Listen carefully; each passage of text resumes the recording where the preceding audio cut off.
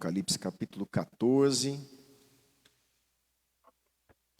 Nós iniciamos, o capítulo semana passada, fizemos uma introdução e já alguma compreensão do texto inicial. Eu quero ler com vocês de novo do 1 ao 5, para a gente hoje encerrar esse bloco aqui e continuar, tá bom? Nós estamos vendo o cântico, daqueles 144 mil, Nós tentamos entender quem são, e a gente vai mais um pouquinho falar sobre isso, mas vamos ver no versículo 1 a 5 e a gente volta às nossas observações. Olhei e eis que o Cordeiro estava em pé sobre o monte Sião. Semana passada conversamos se esse Sião era Sião terreno, celestial. Ficamos assim, sugerimos, a intenção nossa ali, foi que pode ter alguma comprimento terreno, só que apontando para uma perspectiva da Sião celestial, que é a eterna. Então, nós entendemos que se tiver algum comprimento terreno, provavelmente vai ter a ver com o milênio, que a gente vai estudar mais à frente, tá? E então, a gente viu isso aí. Com ele estavam 144 mil, que tinham escrito na testa o nome do Cordeiro e o nome de seu pai. Então, nós temos aqui 144 mil pessoas, homens ali, que pertencem ao Cordeiro. Então, isso também, é literal? Não é literal? É simbólico? Sempre essa conversa, sempre a gente vai fazer essas perguntas, Então, alguns entendem literalidade aqui, nós vamos ver, outros entendem que é uma representação do número, que representa toda a igreja, tá certo? Versículo 2, ouvi uma voz do céu como o som de muitas águas, como o som de um forte trovão. A voz que ouvi era como de arpistas, quando tocam as suas harpas. Entoavam um cântico novo diante do trono, diante dos 4 seres viventes e dos anciãos. E ninguém podia aprender o cântico, senão os 144 mil que foram comprados da terra. Então, olha só, esses 144 mil, eles estão em pé, eles estão com o Cordeiro. Eles foram comprados da terra. Lembra que aqui, da terra, tem a ver com os habitantes da terra. Então, são pessoas que o Cordeiro compra.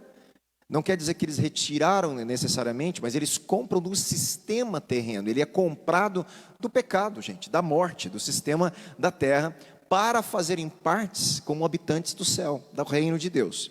Então, esses são comprados. E eles têm a capacidade de aprender esse cântico. Só eles, ninguém. Só eles aqui podem aprender esse cântico. Quem são eles? Aí eles começam a dar algumas outras características. Aqui nós vamos entrar aqui na dificuldade de interpretar isso aqui, tá? Estes 144 mil, eles são comprados da terra. O que mais eles são no versículo 4? São os que não se macularam com mulheres. Nós vamos ver isso aqui, é uma grande dificuldade de interpretação. Porque são virgens. Eles seguem o Cordeiro por onde quer que ele vá. Então, tem um parzinho de características aqui, um parzinho.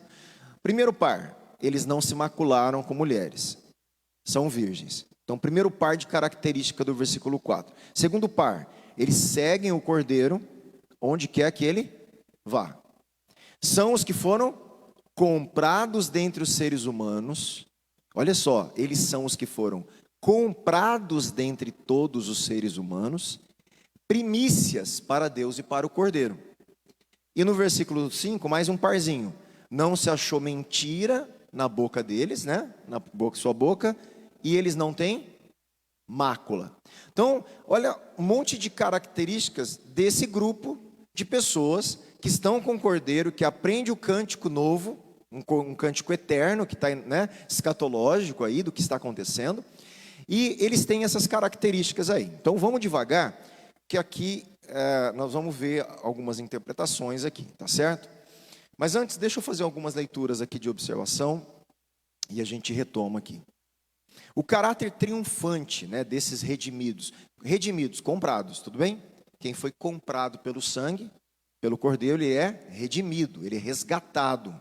Então, existe um caráter triunfante deles. Eles estão agora no momento de triunfo, de vitória, de cantar um cântico novo, alegre. Aqui é um momento de alegria, esse momento aqui, tá? O caráter espiritual e a condição dos redimidos são apresentados em detalhes, tanto como um modelo, como uma advertência para os cristãos das 7 igrejas, que se encontravam cercados, você lembra? Pelas perseguições do Império Romano, perseguição judaica, bem como com heresias, lembra disso? Nas 7 igrejas? Falsos mestres. Então isso aqui, gente, é uma esperança. Por quê? Porque a vitória vem daqueles que são comprados, mas também era uma certa advertência para a igreja que estava lendo. Por quê? Porque eu tenho que me manter puro, eu tenho que me manter vivendo comprado por esse cordeiro de alguma forma. A vida deles refletia, né, o discipulado, por isso eles seguem o cordeiro. Essa palavra, quando Jesus chama as pessoas, o que ele fala assim? Vem e me segue. Vem e me segue. Toma a sua cruz e me segue.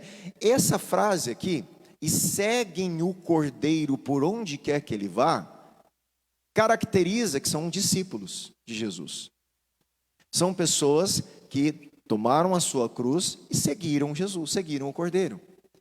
Então, na verdade, é uma esperança escatológica, porque há um cântico de vitória que só eles podem aprender, porque são comprados, mas também é um chamado a continuar seguindo o cordeiro. É uma advertência nesse sentido implícita ali, tá? E não só para os primeiros leitores, como para a gente, né? Então, a gente está lendo, olha, vai ter um momento de vitória. Para quem? Para aqueles que são comprados pelo cordeiro. Mas quem são eles? Os que seguem o cordeiro onde ele quer que ele vá. E a gente vai falar mais um pouquinho do que é seguir o cordeiro aqui, tá? Essas qualidades são apresentadas em 3 pares. 2 pares são introduzidos aqui de uma forma que fala da pureza deles, né, que a gente já viu. E há um terceiro parzinho que a gente viu, que é uma questão ética ali. Eles não mentem e não têm mácula. A gente vai ver com mais detalhe. Agora, existe uma grande discussão sobre esse negócio de são virgens. Uma grande discussão. Difícil de entender, até eu assim, reconheço. Mas eu vou tentar aqui. Não tem muita dificuldade no sentido de alternativas, mas há uma discussão por vários motivos, né? Não só como virgens, mas no sentido de não se macular com mulheres. Por que esse grupo, por que essa característica ela é importante aqui? Por que isso identifica esses que estão com o cordeiro? Né? O que quer dizer? Ele está aqui, eu vou já colocar um problema, né? Quer dizer que a Bíblia está contra o casamento? Entende o que eu estou falando? Não pode ser isso, eu já estou adiantando, não pode ser isso. Por quê? Na Bíblia inteira, o casamento é sagrado, é instituído por Deus, é algo abençoado, é algo criacional, é algo que Deus faz. Gente, Deus compara o relacionamento dele com o seu povo com um casamento entre um homem e uma mulher. Deus compara o relacionamento de Jesus com a igreja com um relacionamento entre um homem e uma mulher. Então, o casamento, ele é sagrado, ele não pode estar aqui dizendo que para ser santo, a pessoa não pode ter nenhum tipo de mulher. Não pode ser isso que está falando aqui. Deve ter alguma metáfora que tenha a ver com o contexto do livro. Então, olha só como é difícil, né? Para você ver como o Apocalipse, ele pega a gente em alguns momentos, que a gente fala, e agora? Como que a gente decodifica isso aqui nessa estrutura simbólica? Então, vamos lá, eu vou tentar aqui dar algumas alternativas. Há um debate considerável sobre as descrições desses santos, como aqueles que não se contaminaram, olha só a palavra, macularam com mulheres. Tem alguma tradução diferente aí? Contaminaram.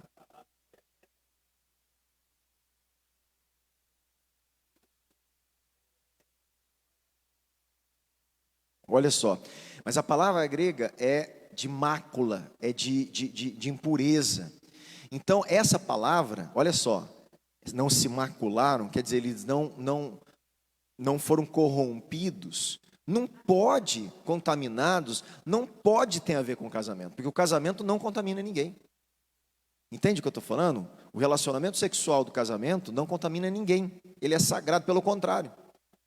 É o contrário, Paulo fala ao contrário para o casal lá, que estava tendo dificuldade de se relacionar, ele fala, não se neguem um ao outro na questão sexual. para que Satanás não venha e entre e aproveite isso e venha tentar vocês. Porque o sexo, ele faz parte dessa aliança de casamento. Então, e não existe mácula. Não existe contaminação do sexo, não contamina ninguém no casamento. Ele é uma bênção de Deus, ele é sagrado, ele é puro e ele faz parte do plano de Deus. Então, nós temos que tentar entender o que está querendo dizer aqui, porque senão a gente está mexendo com uma estrutura, né, do casamento, e não é isso que está acontecendo aqui. Então, vamos lá devagar. Tem um teólogo aqui, Card, alguma coisa assim, não sei como ler o nome dele. Ele diz que, olha que interessante, quando lida isoladamente, essa é a frase para ele mais enigmática de João e de Apocalipse. Olha só o que um teólogo, estudioso do livro, ele olha e fala assim: quando essa frase lida isoladamente, sem eu tentar ver o contexto e entender um pano de fundo, entender a simbologia, ele é a frase mais enigmática. Afirma que essas palavras são talvez as mais mal compreendidas do livro. Então, para ele, tá? Eu estou lendo aqui o que esse teólogo, que estudioso. Alguns outros estudiosos, eu tenho o nome deles aqui, às vezes eu não leio porque Kido, Muffat, Alford, Glasson, Yarbrough, Collins, eles interpretam essa expressão aqui literalmente. Então você vai ter gente, teólogo grande, que interpreta aqui que é uma virgindade literal, física. Você vai ter gente interpretando assim. Para eu interpretar assim, esses 144 mil, eles são uma classe de cristãos especiais, diferenciado nesse período. Por mais que eles representem a igreja, eles não são a igreja na sua totalidade. Eles são uma classe de cristãos com características específicas, que estão tendo uma missão específica no período que nós estamos lendo aqui, para ser literal. Tá? Então, se eu entender metaforicamente, eu consigo entender que pode ser que está falando da igreja toda. Se eu falar que é uma literalidade de não ter nenhum tipo de relacionamento com mulher, não se casarem e serem virgens, 144 mil homens, nós estamos falando de uma classe de seguidores de Cristo diferenciado nesse momento escatológico. Entende o que eu estou falando? Eles são homens. Não, então, é aí que é uma questão. Aqui, o termo é masculino, é um relacionamento com mulher. Então, ou eu entendo isso metaforicamente, que há um número de pessoas que estão representando a totalidade da igreja comprada, ou pelo menos no período dos 3 anos e meio, que passaram por essa tribulação e foram vencedores. Eu acho que talvez esse é o caminho interessante. Ou é literal. E aí, sendo literal, não é simbólico. São 144 mil homens que não se macularam nesse período. Gente, eles não, em que sentido? Eles não se detiveram a nada dos negócios dessa terra. Eles foram 100% servos de Cristo, pregadores do Evangelho, e nem se casaram para isso. Essa é a literalidade que você tem que entender aqui. Provavelmente semelhante a Paulo, o apóstolo Paulo. Alguns acham que Paulo foi casado, tá? Que ele era viúvo, existe uma discussão ali, mas alguns acham que ele não foi casado em nenhum momento, e ele não se casa. Em algum momento ele até fala: gente, acho melhor vocês não casar não. Por causa de um momento específico que estava acontecendo na igreja e tal, e por causa disso, porque Paulo achava que o cristão, ele tinha que estar 100% livre para pregar o evangelho. E o casamento não permite isso. Porque o casamento demanda cuidados da mulher de casa. Entende que interessante? Paulo vai falar assim: se eu vou casar, eu tenho que cuidar da minha casa também. Mas eu estou entendendo que eu tenho que pregar o evangelho para Jesus vir. Tenho que correr com a pregação. Então eu não vou casar para eu viver 100% fazendo isso. Uma escolha de Paulo, na verdade um chamado de Paulo. Ele não pode exigir isso de todo homem, porque nem criacionalmente falando é assim. Foi Deus que criou. Então olha as coisas que vão se levantando na nossa cabeça. Outro grupo aqui, ele considera esses 144 mil, também literal, eles acham que é tipo um grupo de tipo homens monásticos de monastério, que são aquelas pessoas que se retiram completamente do convívio do dia a dia secular, e eles vivem uma vida monástica, uma vida separada 100% da rotina do dia a dia. Em todas essas interpretações, eu acho complicado, tá? Porque eu não vejo Jesus falando que essa é a vida do cristão. Eu não vejo isso, mas há uma possibilidade aí. João Batista teve uma vida mais ou menos isso. Ele se afasta, vai para o deserto, ele é meio antissocial, né? Só que João Batista, ele tinha uma vocação muito específica. Preparar o caminho para o Messias. Ele tinha uma lida com o povo judeu de anunciar pecados e coisas para eles se consertarem, porque o Messias estava chegando.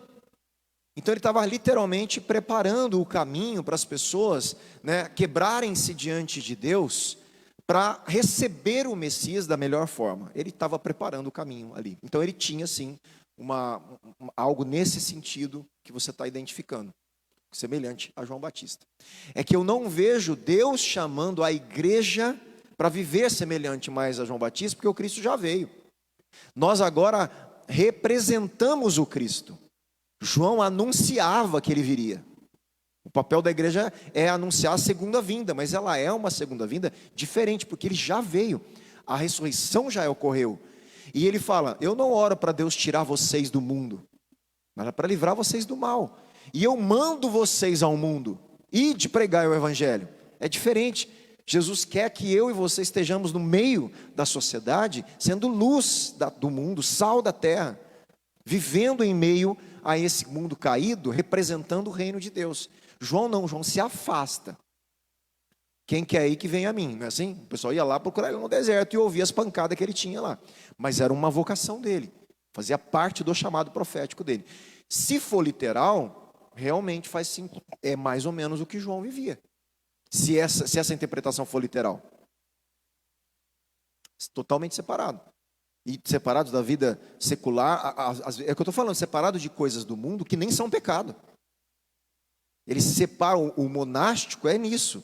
Ele se separa de rotinas seculares que não são nem pecado, pelo contrário, são coisas que Deus aprova, mas que ele não faz, ele se sacrifica para ter um tempo 100% motivado pelo chamado dele.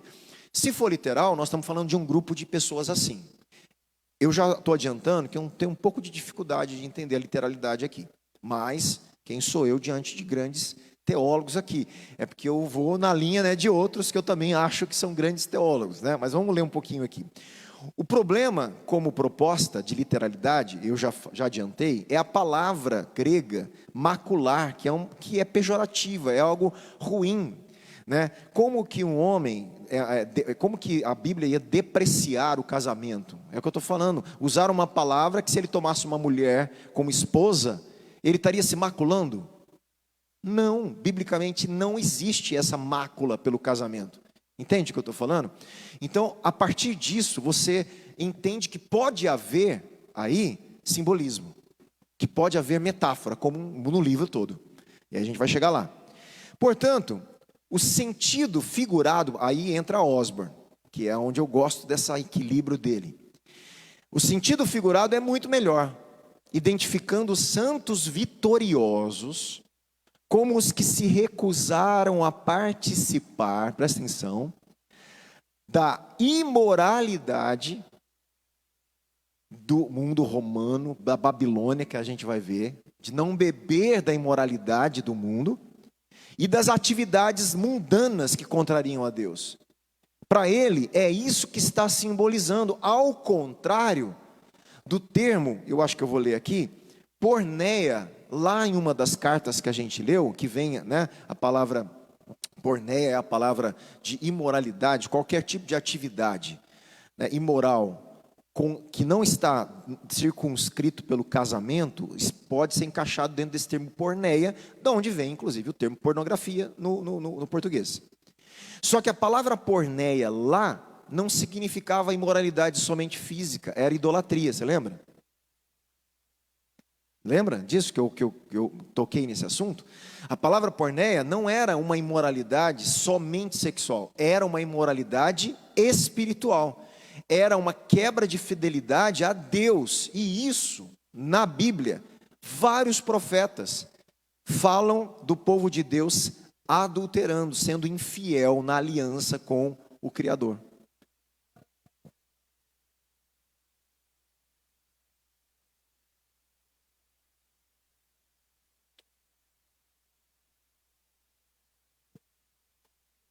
Isso.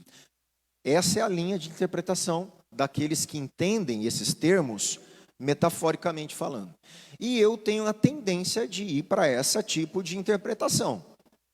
Tá? Até porque a gente vai fazer esses paralelos. Eu tenho uma outra palavra que fala de imoralidade, que não era só a imoralidade física.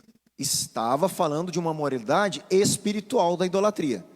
Aqui nós temos um termo também relacionado à sexualidade, mas apontando também para uma quebra de fidelidade a Deus e uma mácula, uma contaminação com a promiscuidade idólatra, pagã, contrário às coisas de Deus. Para mim é nesse sentido que esse texto vai.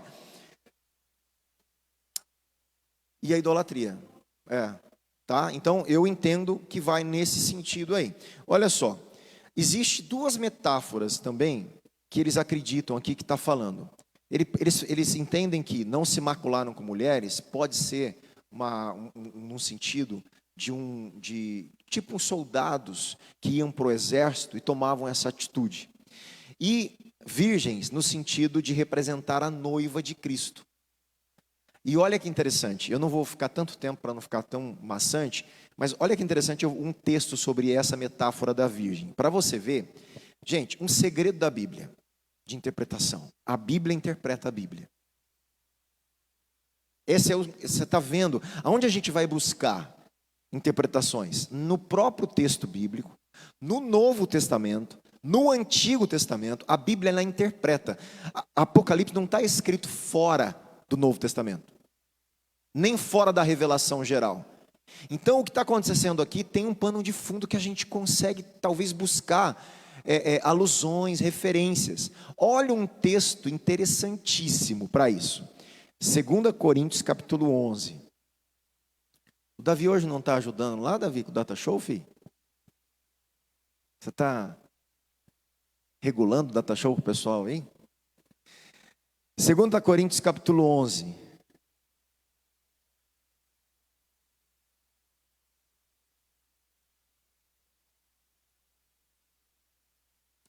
Olha o que Paulo diz aos Coríntios. Versículo 2. Paulo fala assim: eu tenho zelo por vocês com um zelo que vem de Deus. Pois eu preparei vocês, olha o trabalho pastoral, trabalho apostólico. Eu, Paulo, apóstolo, preparei vocês. Como que ele prepara a igreja? Ensinando a palavra, gente. Eu preparo vocês para se encontrar com Jesus ensinando a Bíblia, ensinando o Evangelho. Eu preparei vocês para apresentá-los como virgem pura a um só esposo, que é Cristo. Esse texto lança luz ao texto de Apocalipse, você está entendendo? Então há uma grande possibilidade dali, de eles são virgens, dentro do contexto que Paulo está falando do Novo Testamento. Porque aqui ele está falando com a igreja, ele está falando com o povo que mora em Corinto, ele está falando com homem, mulher, com qualquer pessoa que estava ouvindo a carta, lendo a carta dele, ele está falando com a igreja de Corinto. Então, com a igreja de Corinto, ele diz: eu estou preparando vocês para vocês se apresentarem virgens, que não tem nada a ver com virgindade física. Tem a ver com uma pureza espiritual, para sem mácula. Lembra que Efésios diz? Apresentá-la sem mácula, sem mancha. A noiva de Cristo vai ser apresentada virgem, sem mácula, sem mancha, para o seu noivo, que é Cristo. Dentro dessa estrutura simbólica do Novo Testamento, que já existe no Novo Testamento, não está inventando, entende o que eu estou falando? Apocalipse fica mais fácil eu entender e ver que é ali, num livro que já é cheio de metáforas, que esse termo para os 144 mil é justamente isso que Paulo está falando.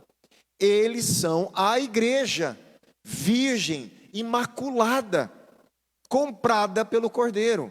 Nesse sentido, para mim está claro o texto, entende? Óbvio que eu não vou desconsiderar a discussão teológica, que eu nunca faço isso, gente, porque tem gente muito mais inteligente que nós, muito mais estudiosa, que estão lá entendendo outra coisa. Mas na linha de interpretação que eu assumo, a Bíblia interpreta a Bíblia, Cristo interpreta a Bíblia, nós vamos vendo coerência de interpretação. Para mim, me faz muito sentido esse tipo de interpretação do texto, tá? E são os que seguem, porque são os discípulos. Justamente o seguir é uma palavra de discipulado. Então, você percebe, juntando todos esses elementos, a gente começa a decodificar que é uma metáfora, gente. É metafórico, né? Então, eu já assumindo aqui a minha posição diante de vocês aí, tá?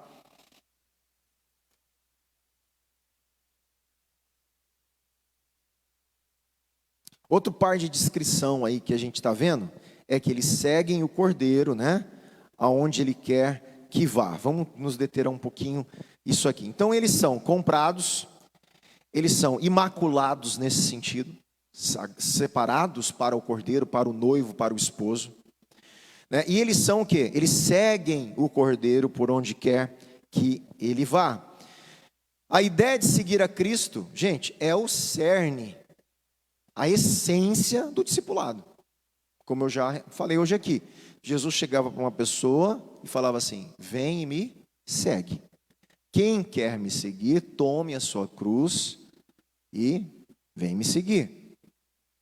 O cerne do discipulado de Jesus, ser discípulo, é seguir a Jesus. Agora, seguir a Jesus é o quê?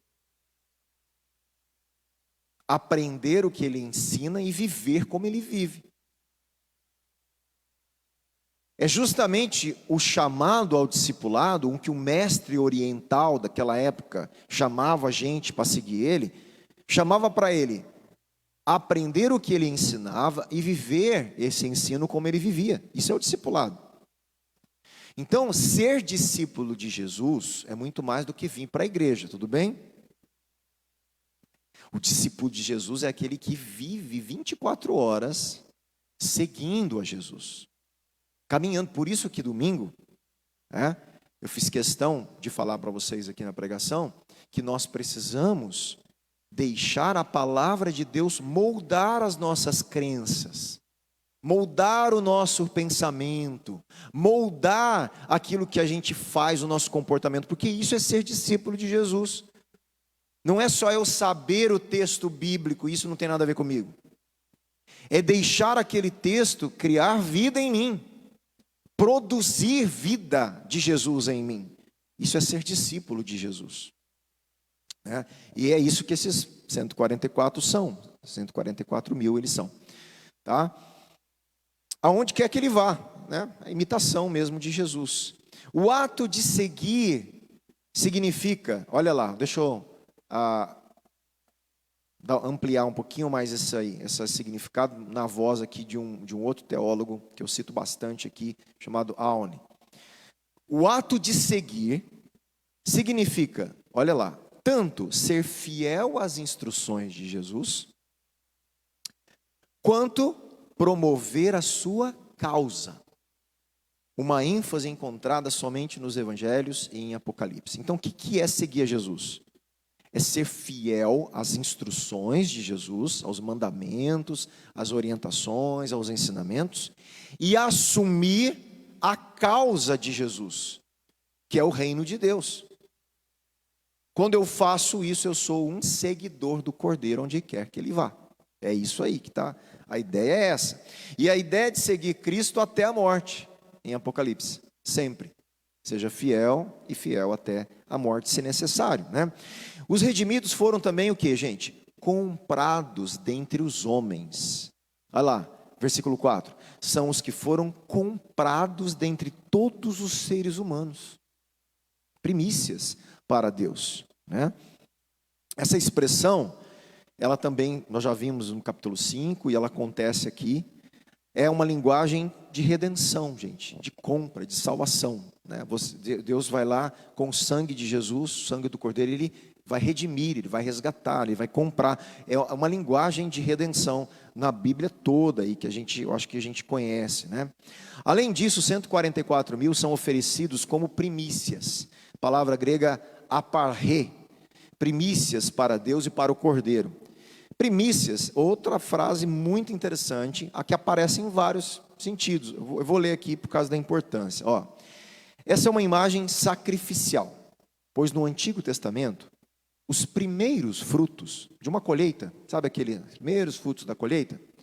Eram as primícias, né? As primeiras e melhores partes da colheita, que eram oferecidas para Deus, para indicar que a colheita era dele, e que o agricultor estava grato ao Senhor. Então, todas as primícias no Antigo Testamento da colheita eram ofertados a Deus. Então, quando ele fala que esses homens são as primícias, eles são a melhor parte de toda a humanidade, comprada para Deus, consagrados a Deus, dados a Deus, né?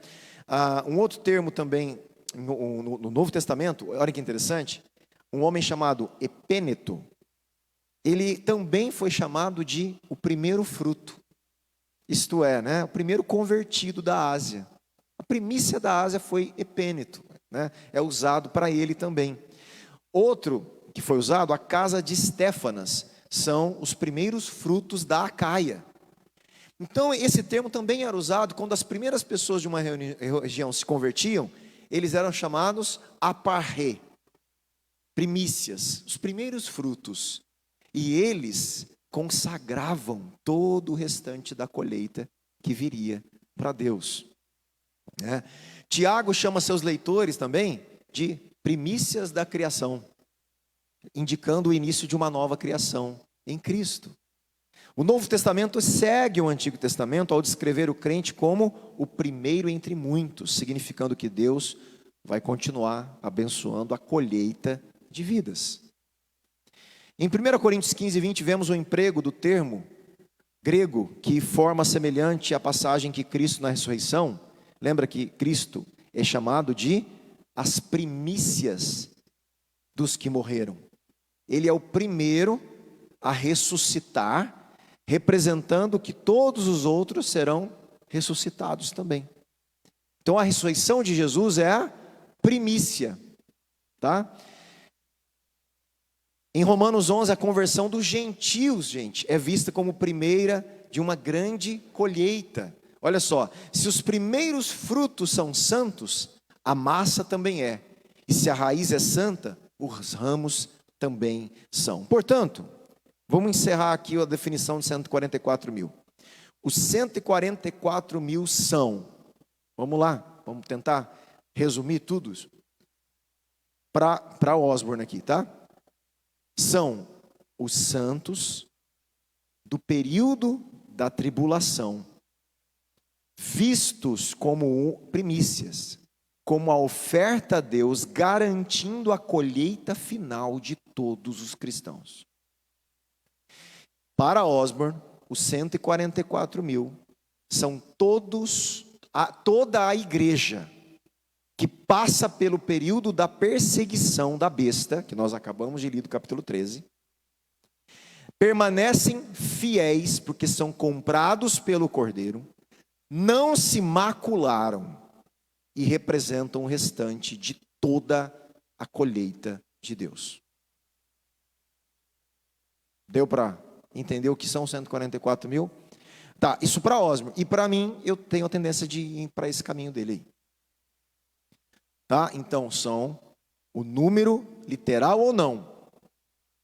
O número literal ou não? Da igreja que passou pela perseguição da primeira besta, segunda besta, do dragão. passou e foram fiéis a Deus até a morte, se necessário, porque eles são comprados pelo Cordeiro, eles são santos, separados, primícias, não há mentira, não há mácula. Eu vou só trabalhar aqui no final o que tem a ver com essa mentira aqui, que eu acho que é importante, tá? E são esses aí. Então, eu caminho por essa interpretação do Osborne aí, tá? A última descrição, que é no versículo 5, não se achou mentira na boca deles, né? E nem tem mácula. Vamos tentar ver aqui. É um caráter ético, obviamente, né? Eles são irrepreensíveis, não há mácula, é uma questão de pureza e ritual, moral, tá? Não há pseudos, a palavra grega, pseudos, mentira, né? É encontrado em sua boca, né? Não existe mentira que é encontrada na boca deles. Lá em Apocalipse 2:2, os apóstolos, gente, nicolaítas, lembra? São desmascarados como falsos, mentirosos. No capítulo 3 de Apocalipse, os perseguidores judeus são chamados de mentirosos. Por quê? Porque eles são contra Cristo. Aqui, esse grupo de pessoas não são mentirosos. Não existe mentira encontrado neles, né? Em capítulo 21 e 22, os mentirosos, olha só, gente, os mentirosos são excluídos do reino eterno e lançados no lago de fogo. Não herdarão o reino dos céus. Aí o negócio complica, né? Porque quem nunca contou uma mentirinha na vida, né? Então nós precisamos entender o peso do termo mentiroso, não que a mentira seja algo bom, mas é algo um pouco mais sério aqui, tá? É uma mentira no sentido muito forte relacionado às mentiras, por exemplo, dos falsos profetas, dos ensinamentos falsos, das mentiras que são lançadas contra a fé cristã. É uma mentira relacionada à profissão de fé, mais do que mentirinhas do dia a dia, por mais que elas também sejam pecados contra Deus, tá? Mas olha que interessante, esse termo de 14:5 significa muito mais do que só dizer a verdade, tá?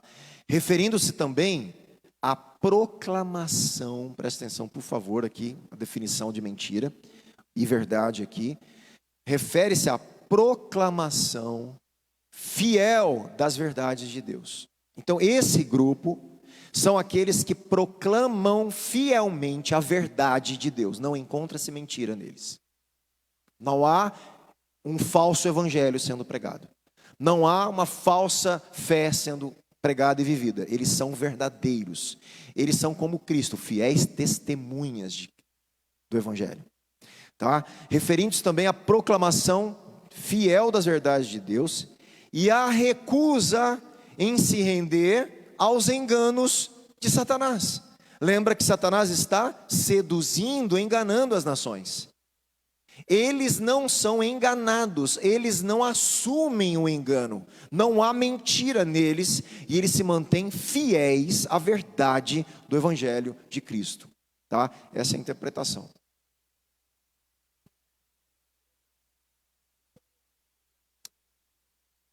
Não se achou engano, né? Então, essa parte de serem sem mácula, irrepreensível, é justamente porque eles não cederam à sedução de Satanás, aos enganos da besta, aos falsos sinais, ao falso profeta, à ressurreição da besta, o fogo no céu. Lembrando o capítulo 13? Eles não cederam a isso. Eles continuaram comprometidos com a verdade de Cristo. Jesus é a verdade. Eu sou o caminho, a verdade e a vida. Ao se comprometer com isso, eles se mantiveram irrepreensíveis, sem mácula diante de Deus. Você vê que não é difícil quando a gente começa a juntar as coisinhas que a gente já leu. Começa, né? Opa, isso aqui é verdade, já vimos isso aqui. Ué, está dentro de um contexto. O capítulo 14 vem depois do 13.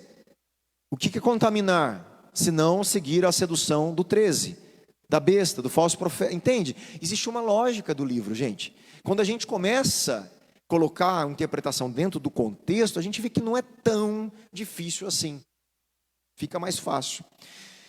Bill e Fex, são outros dois teólogos, veem aqui uma alusão a Isaías 53, Sofonias, né, que não houve engano na sua boca. Tem várias alusões ao Antigo Testamento, como a gente já sabe. E assim como Jesus, os santos que mantêm um testemunho fiel. Jesus é chamado a fiel testemunha, né? A fiel testemunha. Então esses são semelhantes a Cristo, seguem o Cordeiro, e eles então se mantêm fiéis também a Deus, irrepreensíveis, sem mácula. Portanto, o adjetivo aqui significa que os 144 mil não têm, diante de Deus, defeito moral, né? Eles têm um andar integral, íntegro com Cristo, e um compromisso absoluto com a verdade de Deus, com o Evangelho de Deus. Gente, aqui a gente decodificou os 144 mil, acredito eu. Então, se eu perguntar para vocês, fizer uma provinha, quem são os 144 mil do capítulo 14, de 1 a 5? O que vocês vão responder? São os cristãos que viveram na tribulação, que não foram seduzidos pela besta, pelo falso profeta, não se macularam na idolatria, se mantiveram fiel a Cristo, representando todo o restante da colheita de Deus. Pronto. Beleza? Posso perguntar depois, né? Posso fazer a prova? Todo mundo vai tirar 10? Faz uma colinha, hein? Assistir de novo em casa lá, faz uma colinha, porque tá... Gente, isso aqui é uma pérola a gente entender isso, porque tem um monte de baderna, o povo falando desse número, né? Como eu disse, né? Você vai para uma seita aí que bate na sua casa todo domingo, e fala para você que 144 mil são salvos, né? São eles, né? Então você tem um monte de interpretação absurda, né? Então entender esses números, essas simbologias dentro do contexto é belo, é bonito, gente. É uma graça de Deus que a gente dá para a gente. Por mais que a gente tenha, né, uma discussão ou outra, a gente conseguir entender a mensagem e o que isso tem a ver com a gente é uma graça de Deus. Então se sinta agraciado por entender, né, o do que nós estamos falando aqui.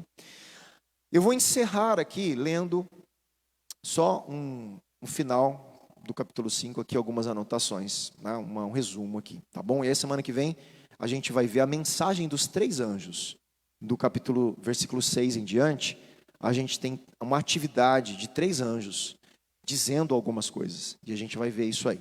Mas antes, rapidinho aqui, aqui nós vemos no capítulo 14, vamos ver ainda, que é uma mensagem dividida em 3 partes. Primeiro a gente já viu, uma vindicação dos santos.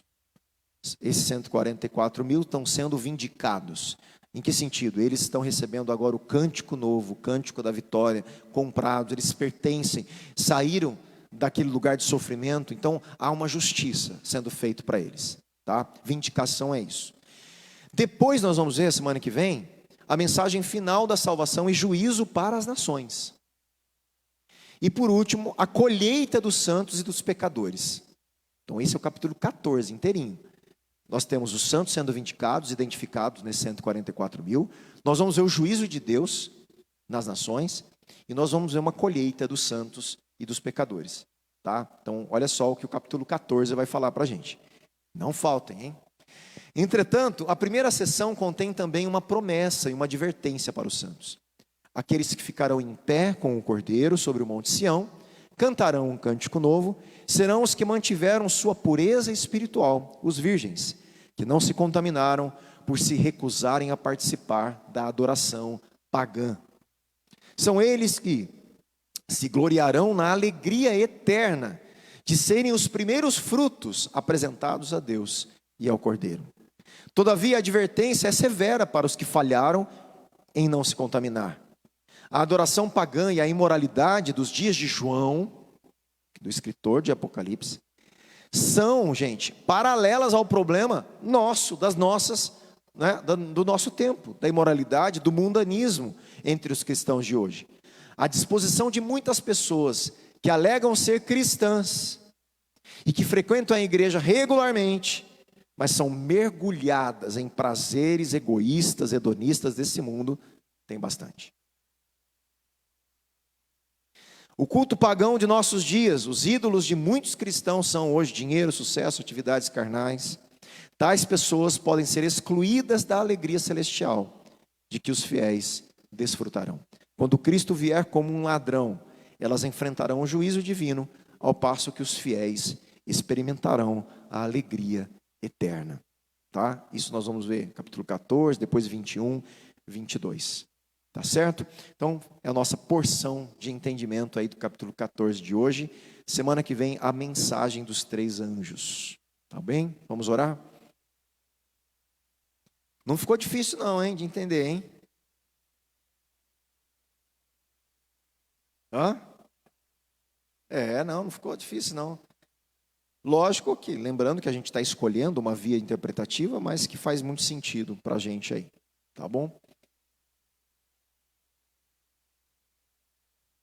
Deixa eu marcar aqui onde paramos para eu não me perder.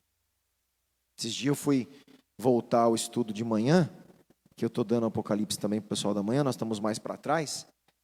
Aí eu não marquei, meu irmão, onde estava, uma confusão para eu saber se eu já falei, se eu não falei, porque eu falo aqui, né, na terça e domingo, aí a minha cabeça virou uma confusão e ninguém lembrava. Eu falei, ó, vai começar daqui, se já falou, vamos ver de novo. Aí eu tenho que marcar aqui onde eu parei, senão eu fico confuso aí. Vamos colocar